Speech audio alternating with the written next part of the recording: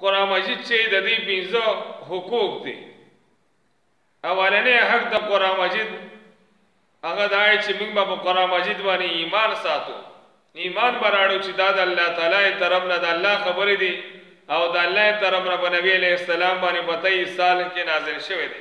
دویم نمبر حق د قرآن مجید دا دی چې دا قرآن مجید بس دکې او دا شان دی د دې احکامات بس دکې، د دې معنی بس دکې او د دې مطالب او تفسیر بس دکې او دا شان د دې تلاوت پکې کال کې 2 پیری د دې قرآن مجید حق ته چې د دې با هغه ته ناظره باندې ختم کې نو پکا دی چې موږ تجوید سره په دا شان دی صحیح تلفظ سره معنو سره او ناظری سره د دې قرآن مجید هغه کوشش کو چې دا تلاوت کو دا وایو.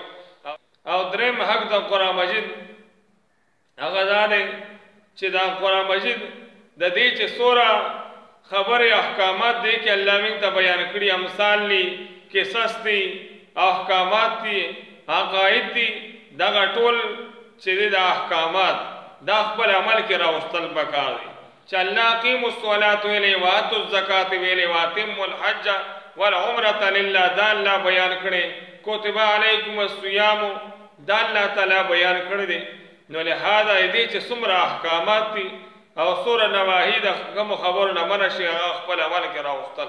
دا څلورم نمبر حق د قرآن مجید چې دا احکامات چې څومره تاسو د کړی دي، څومره علوم د دې قرآن دې زده کړی دي او سوره د دې تفسیر دې زده کړی دا و نورو ته رسي، نورو ته دې رسول. دا څلورم نمبر حق د قرآن مجید دی.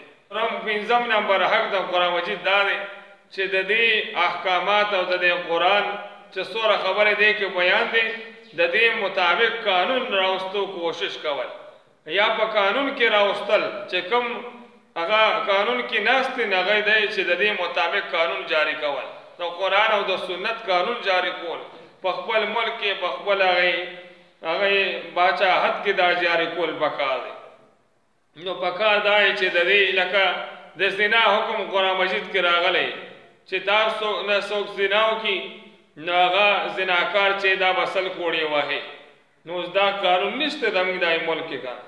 یا دا شانتي چې څوک غلا وکړي نو غلاګر نه چې لاس په پرې کې، دا د قرآن مجید حکم دی. اوس د دې اسلامي مطابق د قرآن مطابق دا حکم دی، دا اوس قانون جاری نشته زموږ د ملک کې. نو پکار دی چې د دې د احکامات په قانون کې جاری شي.